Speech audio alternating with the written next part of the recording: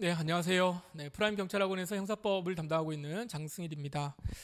오늘부터 이제 하는 강의는 이제 처음 우리 형사법을 진입하는, 그러니까 이제 우리 경찰 시험 공부를 해야 되겠다라고 생각하시면서 이제 형사법 교재를 처음 잡는 여러분들을 위한 강의입니다. 사실 이제 이 강의를 준비하는 이유는 원래 이제 기본 이론 강의라고 하는 게 있죠. 그래서 처음부터 이제 들어오면은 가장 기초적인 개념부터 해가지고 쭉 수업을 진행을 하는데, 사실 우리 학원에서도 시간적인 한계가 있기 때문에 그 시간 내에 다 끝내기가 쉽지는 않아요. 그러니까 요거를 어떻게 하냐면은 회독수를 2번씩, 3번씩 좀 계속 연속해서 들으라 이런 말들을 많이 하게 되는데, 우리 법학이라고 하는 게 이제 개념이 굉장히 중요한 거기 때문에요. 그 개념을 잡는데도 굉장히 시간이 오래 걸립니다. 그리고 쉬운 개념도 있지만 어려운 개념들이 계속 나오면서 이제 처음 시작할 때는 별거 아니지만은 이게 중복이 되면 정신을 못 차려요. 그 책이 여러분 보통 보시면은 우리 형사법 책이 형법하고 소송법 이게 두 개 합치면은 얇은 책도 보통 보면 한 800페이지에서 한 1000페이지 정도 되거든요. 그럼 이 1000페이지 정도의 책을 한 2달 정도에 쭉 해가지고 다 봐서 내가 이해를 한다는 게 그렇게 쉬운 일이 아닙니다. 정말로 쉬운 일이 아니에요. 저는 이게 그걸로 이제 석사하고 박사하고 그 뒤로 거의 지금 막 계속 형사법만 밥 먹고 이렇게 사는데, 대학 때부터 계속 그러는데도 아직도 잘 모르겠거든요. 이걸 더 깊숙한데 이상한데 이렇게 보면 이제 이런 거였어 뭐 이렇게 깨달을 때도 있고, 물론 이제 수학적으로야 뭐 기출문제 같은 거야 분석이 되어 있지만 아직도 여러 가지로 공부할 게 많이 남아 있는 것처럼 있습니다. 그래서 매번 부족한데 수험적으로 봐도 2달 공부해가지고 한 번 이래독하고 한 번 더 본다 그래가지고 알게 되고 이러지를 않아요. 그래서 여러분, 제가 이제 이번에 강의를 준비한 거는 이제 몇 강까지 갈지는 사실은 제가 조금 더 하면서 좀 더 강의를 좀 늘릴 생각인데, 그냥 기초적인 개념들 형법하고 소송법하고 두 개 걸쳐서 기본 이론 강의 진입하기 전에 여러분들이 좀 기초적으로 좀 알고 있었으면 좋겠다, 이러한 개념들을 중심으로 해가지고 강의를 준비를 했습니다. 이 강의는 이제 뭐 우리 보통 일반 수업처럼 50분짜리 뭐 1시간짜리 이렇게 가지는 않을 거고요.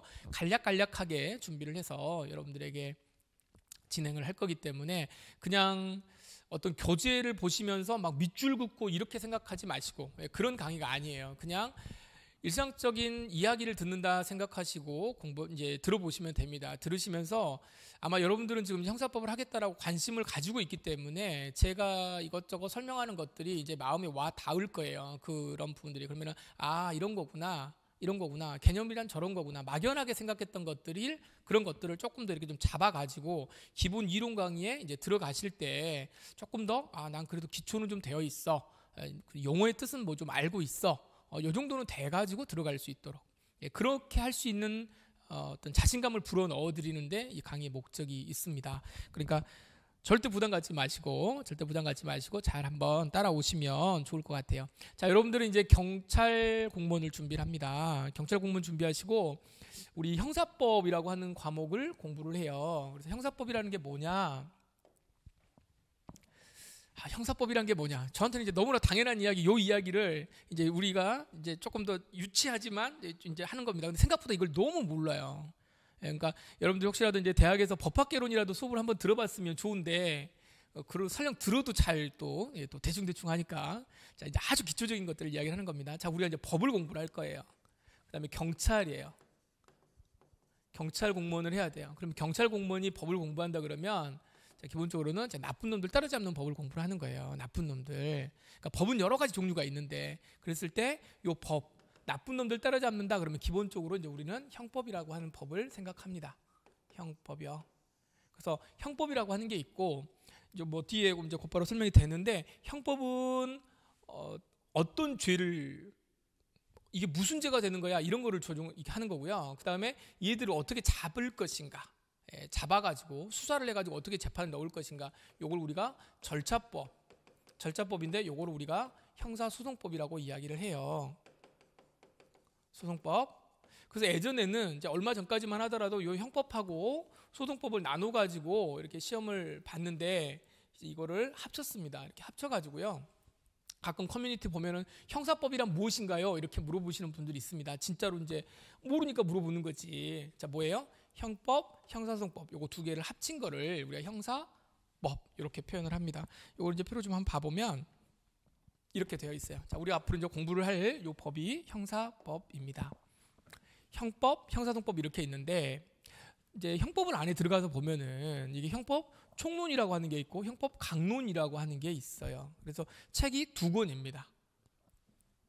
형사소송법이 있는데 형사소송법은 아마 교재를 봐보시면 뭐라고 되어 있냐면 수사, 증거 이렇게 되어 있습니다. 그래서 수사 파트하고 증거 파트만 공부를 하겠다는 거예요. 그러니까 그러면 다른 파트도 있겠네요. 예, 다른 파트도 있습니다. 다른 파트도 있는데 형사소송법에서는 요거 2개 수사 파트. 이제 여기도 뭐 양이 이제 만만치 않아요. 예, 증거는 좀 굉장히 어려운 부분이고 사실은. 그래서 이렇게 해서 같이 공부를 이제 하게 될 겁니다. 그러면 이제 총론이 뭐고 강론이 뭐냐? 요걸 좀 이렇게 좀 봐야 되겠죠. 총론이 먼저냐, 강론이 먼저냐? 근데 총론은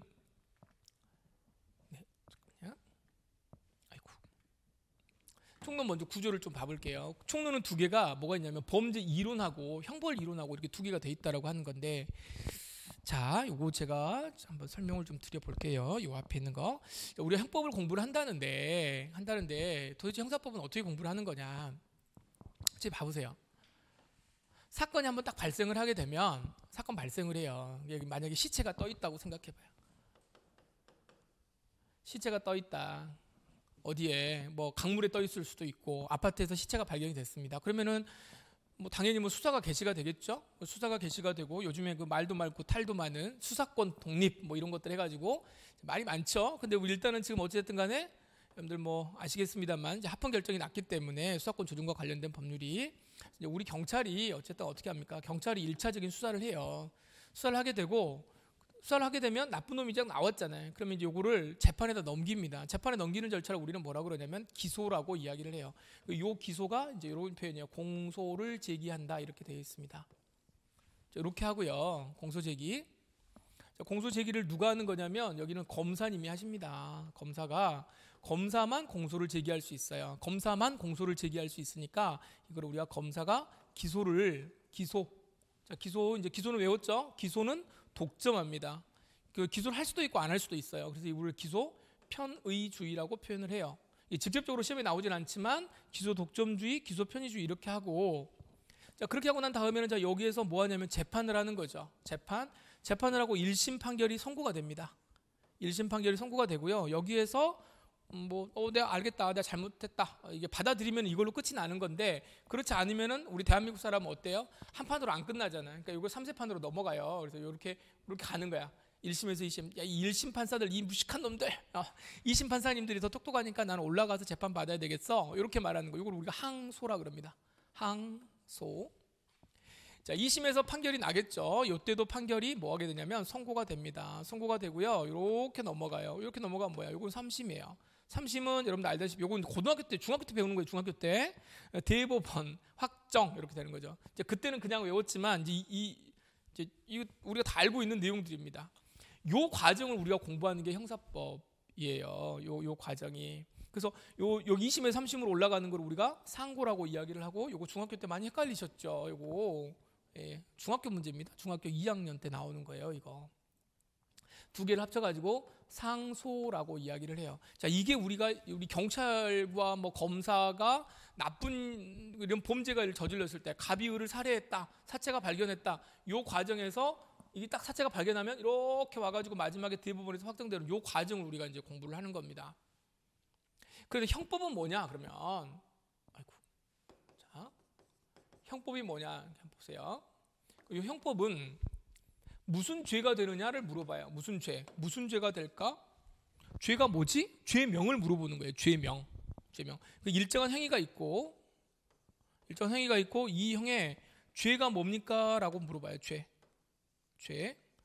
그러니까 여러분들 이게 이 죄는 무슨 죄인가? 그러니까 물어보는 게 다 뭐냐면 무슨 죄에 해당한다, 해당하지 않는다. 이게 답이에요.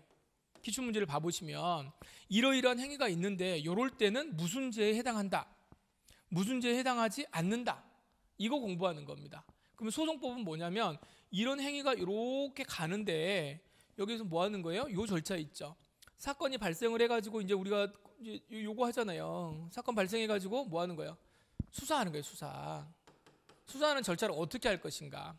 수사 절차 어떻게 해야 되겠어요? 압수, 수색 뭐 이런 것들, 체포, 감금 가지고 체포, 구속, 압수수색, 검증 뭐 이런 것들 하는 겁니다. 그래서 여러 가지 것들이 있을 거 아니에요. 피의자 보고 오라 그래가지고 너 했어 안 했어 이렇게 물어보는 절차라든가 이런 것들을 공부하는 겁니다. 그 다음에 재판할 때 이를 갖다가 마지막에 선고를 내려야 될 거 아니에요. 요 선고 내리기 전에 이런저런 행동들을 할 거 아니에요. 증거 가지고 와보세요. 검사한테 증거를 가지고 오고 그럼 그 증거가 이게 쓸만하구만 이렇게 가지고 유죄. 이거는 아닌 것 같은데 이것만 가지고는 안 될 것 같은데 무죄 이렇게 가는 이런 절차들이 있습니다.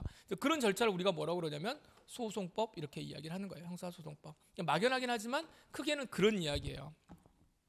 그래서 자 다시 이제 돌아와서 누가 이제 묻거든 이렇게 하시면 됩니다. 형법이 뭐냐? 그럼 형법은 뭘 공부하는 거냐? 이렇게 보시면 형법은 결국은 뭐냐면 무슨 죄냐 이걸 물어봐요. 무슨 죄? 어떤 죄에 해당하는가 이거 공부하는 겁니다. 아시겠죠? 소송법은 뭐예요? 절차를 공부하는 거예요. 그러니까 그 죄를 확정하기 위한 절차를 공부하는 거야. 그래서 원래 사실은 이건 전혀 다른 법이에요. 어찌 보면은 이거를 우리가 이제 나중에 이제 가면은 요거를 우리가 범죄의 실체를 다룬다 그래가지고 요거를 실체법 이렇게 표현하고 이건 절차니까 그대로 뭐라고 하냐면 절차법 이렇게 표현합니다. 실체법, 절차법. 그래서 우리나라는요 형법 교수님들이 법대에서 형법 교수님들이 실체법과 절차법을 다 같이 가르쳐요. 형법과 절차법, 형법과 소송법을 다 같이 가르치는데 일본 같은 경우는 어떻게 되냐면 형법과 소송법을 전혀 또 별개로 가르칩니다. 그래서 형법 교수님은 형법만 하시고 절차법은 절차법만 해요. 사실 색깔을 보면 좀 달라요. 형법은 형법 공부하는 형법을 조금 더 전공하신 선생님들하고 소송법은 색깔이 좀 다릅니다. 다르지만 어쨌든 간에 무슨 죄를 확정하는 거고 똑같이 이제 형사라고 하는 개념이 이제 우리가 서로 같기 때문에 같으니까 이걸 묶어서 이제 형사법 이렇게 표현합니다. 소송법은 제가 이제 또 따로 파트를 만들어서 이제 기본 개념 특강을 할 거고요. 이번에 이제 쭉 이렇게 이야기할 거는 형법을 중심으로 해서 이제 수업을 개념 특강을 진행을 하도록 하겠습니다. 자, 그런데 그럼 이제 형법만 공부를 할 건데 자, 그럼 형법에서 총론은 뭐고 강론은 뭐냐? 이제 요게 이제 좀 보시죠. 총론이라고 하는 거는 우리나라 법 체계는 뭐라고 돼 있냐면은요. 이게 조금 이제 뭐 외울 필요는 없어요. 판택된 책이라 그래가지고 총론은 강론에서 강론은 구체적인 것들이에요. 구체적인 것들. 그럼 여기에서 이제 강론 보세요. 살인, 강도, 강간, 횡령, 배임 이렇게 있다고 쳐봐요. 그럼 이거는 다 이게 각각의 범죄들이죠. 개별 범죄야. 살인, 강도, 강간, 횡령, 배임. 자, 그럼 이런 죄가 성립이 되려면 어떻게 하면 살인죄가 되고 강도가 되고 강간이 되고 횡령이 되고 배임이 되는가? 이거를 지금 이제 쭉 설명을 해주는 겁니다. 법 조문에 적어져 있어요. 그래서 법 조문은 이제 우리가 볼 거고. 그런데 중복되는 게 있어요. 자, 여기 살인은 누가 하는 거죠? 이렇게 말하니까 사람이 하는데요. 이렇게 말하는 거야. 강도는 누가 하는 거죠? 강도도 사람이 해. 강간은 누가 해요? 강도도 사람이 해. 여기도 사람이 해. 아, 그렇구나. 그럼 여기서 말하는 사람은 뭘까? 다 사람이 한단 말이에요. 그러니까 누가 하느냐? 그러니까 이거를 우리가 이제 한자어로 뭐라고 그러냐면 주체 이렇게 주체. 그럼 뭐를 대상으로 하지? 뭐를 대상으로 하죠? 살인은 뭘로 대상을 하겠습니까? 사람을 죽여야 되니까. 강도는 재물 또는 재산상의 이익 이렇게 표현합니다. 이런 거 외울 필요 아니에요. 여러분들 이게 뭐 적는 거 아니라 그랬습니다. 강간은 누구한테 해요? 강간은 사람으로 해요. 사람한테. 사람. 예전에는 여자만 강간한다고 그랬단 말이에요. 근데 이제 바뀌었어. 지금은 사람한테요. 횡령은 재물이에요. 재물.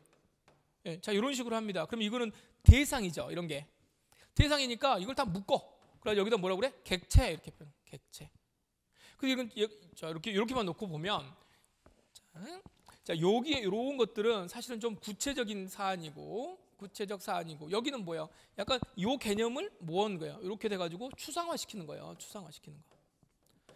그래서 다 여기도 있는 개념, 각각에 있는 개념들을 다 모아가지고 묶어서 개념화 시켜가지고 공부하는 게 총론입니다. 총론이에요. 그럼 여기 총론은 사실은 굉장히 추상적이고 일반화되어 있어요. 어려울까 쉬울까? 드럽게 어렵습니다. 이거 저는 지금 매번 이렇게 이제 요 총론 강의할 때마다 생각하는데 제가 대학 때 그 2학년 때 우리 교수님 오셔가지고 교수님 말씀이 지금도 기억이 나요. 형법총론 첫 시간이었는데 뭐라고 하셨냐면 교수님 두 가지 이야기하셨는데 형법총론은 어렵다. 첫째는 어렵다. 동서고금을 막론하고 학점이 굉장히 낮다. 실제로 아마 이제 과거에 이게 지금은 이제 법학과가 많이 다 없어졌지만 형법통론이 제일 까탈스러운 과목 중에 하나입니다. 이게 읽어도 무슨 말인지 모르겠다라고 해가지고 사실 뭐 예전에 사법시험 공부하셨던 분들도 이게 총론을 제대로 정리하지 못해서 굉장히 고생 많이 했던 그런 내용들이에요. 그러니까 지금도 어렵죠 여전히. 그러나 지금은 이제 그래도 쉽게 설명하는 어떤 교재들도 많이 나와 있고 선생님들도 많고 그러니까 뭐 아무튼 잘 이제 할 수 있을 겁니다. 그래서 이런 것들을 우리가 총론이라고 이야기를 하고 강론은 뭐예요? 재밌어요. 근데 재미가 있을 수도 있고 없을 수도 있는데 좀 그래도 총론보다는 쉬워요. 뭐냐면 살인이 뭐지? 강도가 뭐지? 강간이 뭐지? 횡령이 뭐지? 배임이 뭐지? 이거 이제 개별적으로 공부하는 거예요. 개별적으로 하나씩 하나 이렇게 공부해요. 그런데 우리가 죄가 엄청 많잖아요. 죄가 많으니까 여기는 어떻게 될까요? 책이 두꺼워요. 두꺼움. 책이 엄청 두꺼워. 여기는 뽑았잖아요. 뽑아놓으니까 상대적으로 책이 얇아요. 얇은데 더 어려워요. 자, 개념 아시겠습니까? 총론, 강론 이런 건 시험에 안 나와요. 시험에 안 나오는데 자, 그럼 총론이 뭐고 강론이 뭡니까? 라고 했을 때 일단 뭐 하는지는 알고 가세요. 그러니까 무조건 공부하는 게 아니고 이 개념이 여기서는 범죄가 성립하는 요건들을 다 공동되는 요건들을 다 묶어가지고 공부한다. 강론은 개별적으로 공부한다. 이렇게 생각하시면 되겠습니다. 아시겠죠? 그래서 일단 여러분들이 공부할 때 총론이 뭐고 강론이 뭐죠? 이렇게 이야기를 하게 되면 그 정도만 알고 가시면 돼요. 그 정도만. 자, 소송법 우리가 나중에 이제 할 거라고 제가 말씀을 드렸어요. 자, 그다음에 제가 요거 보세요. 여기 요거.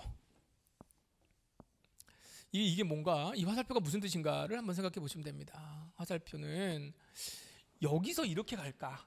공부를 할 때 지금 여기서 이렇게 가는 게 좋을까? 여기서 이렇게 가는 게 좋을까? 지금 그걸 지금 제가 표시하려고 하는 거예요.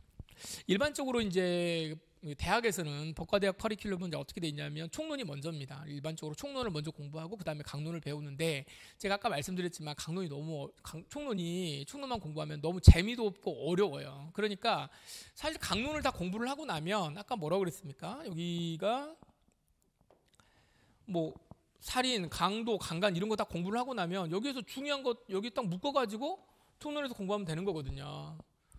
그러니까 결국은 내용들이 다 같은 거예요. 어찌 보면은.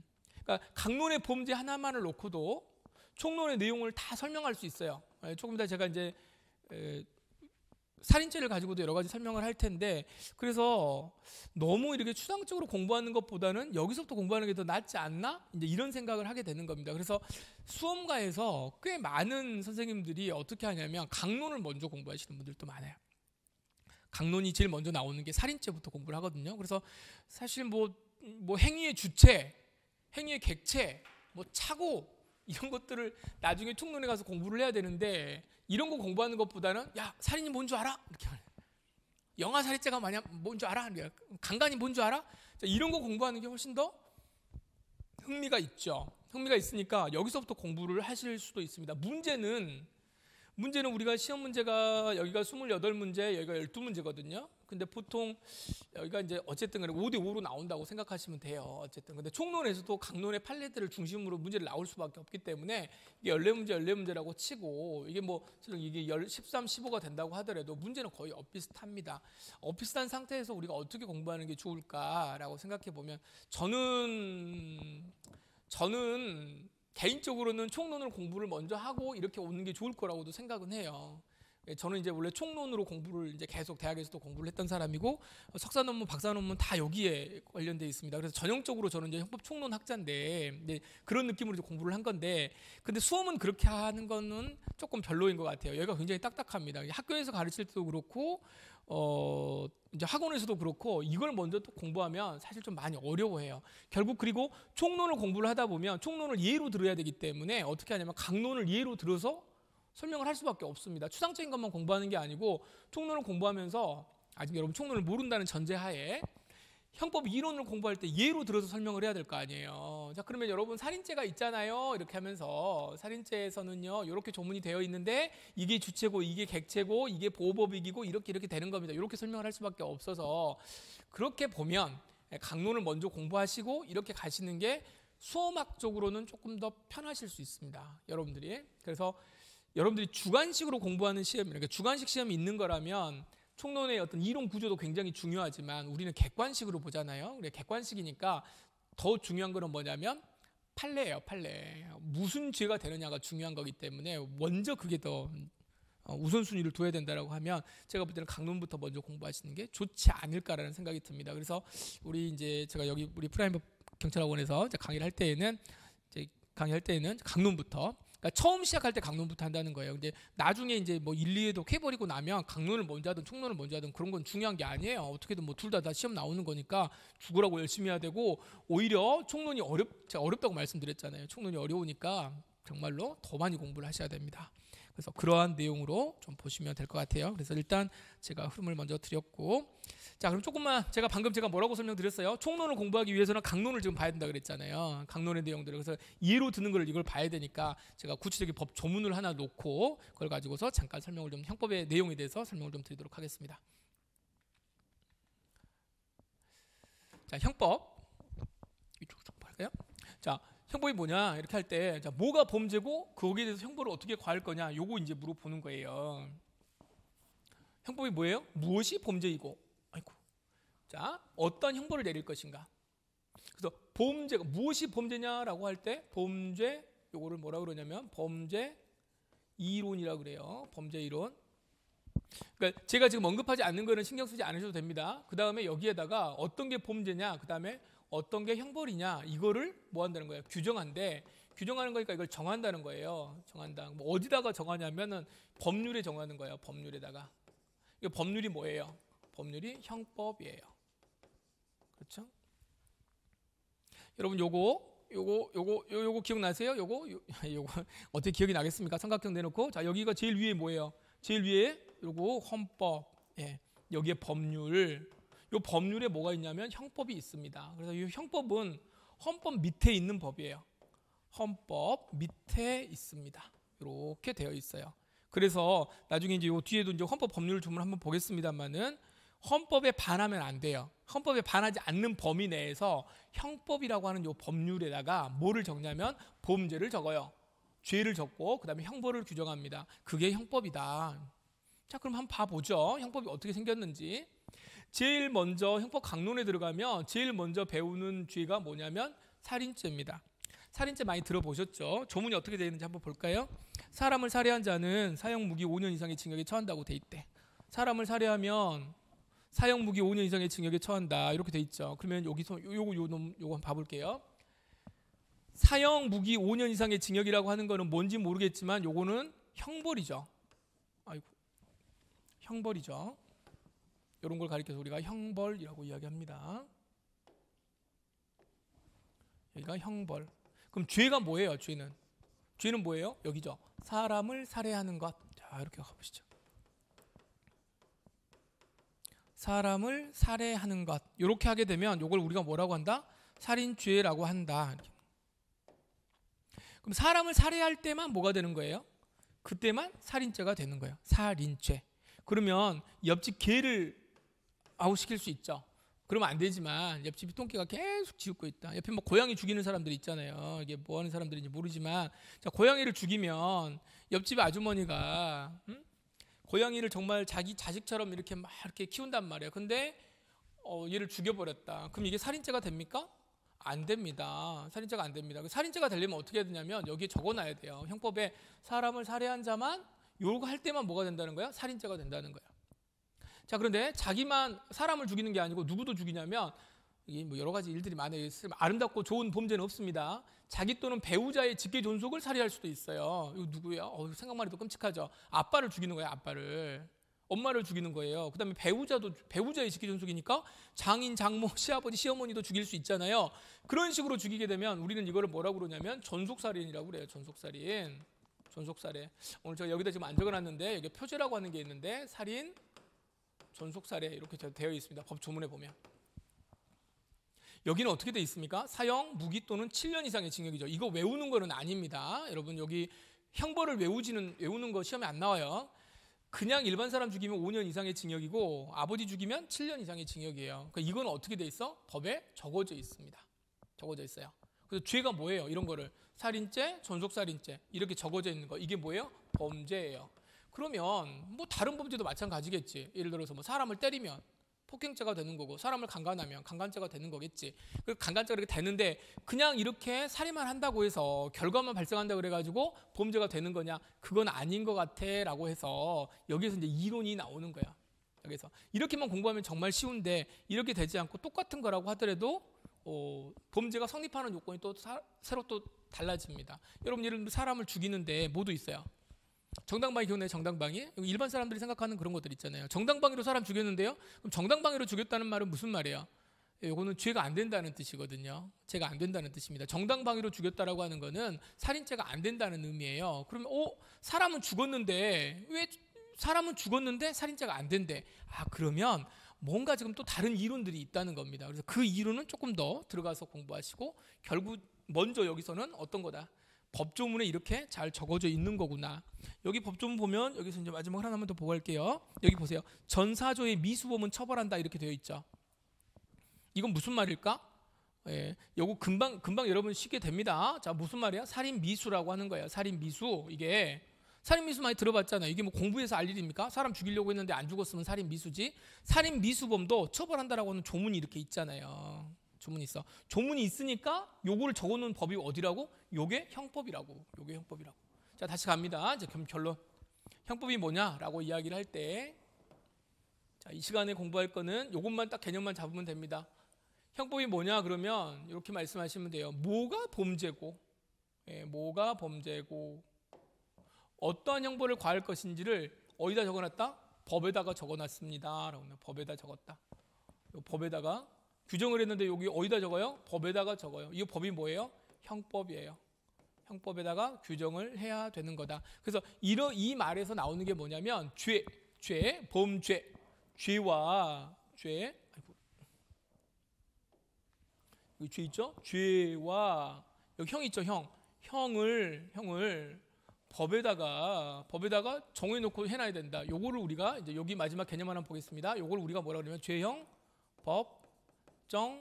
법정주의라고 합니다. 그래서 앞으로 이 죄형 법정주의라고 하는 건 형법을 공부하실 때 정말 중요합니다. 이게 죄형 법정주의. 요 이론은 어디에서도 연결이 되는 거냐면 이 죄형 법정주의에 나타나는 요 역사적인 배경을 좀 공부를 하시고 나면 혹시라도 여러분들 이제 경찰 행정학과 특채 공부하시는 분들 있죠. 범죄학 공부하시잖아요.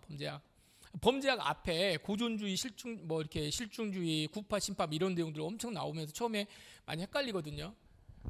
요 개념을 잘 잡아 놓으시면 나중에 제가 또 한번 또 고존주의와 또 실중주의 내용들 한번 또 간단하게 설명해 가지고 하나 또 올려 드릴 건데 그거 정리 잘 해 놓으시면 거기서도 다 먹고 들어가는 개념이 됩니다. 그래서 잘 정리를 좀 해 두시고 죄형 법정주의가 어떤 내용인지 여기까지만 오늘 이 시간에 공부하시고 가시면 좋은 어떤 여러분들이 지금까지 강의 들었던 어떤 그 결과가 있는 거예요. 그래서 아무 부담 갖지 마시고 자, 요 정도 선에서 제가 강의를 계속해서 이제 짧게 정리해가지고 여러분들에게 올려드리겠습니다. 그러니까 부담 갖지 마시고 쭉 한번 들어보시기 바랍니다. 잠시 뒤에 뵙겠습니다.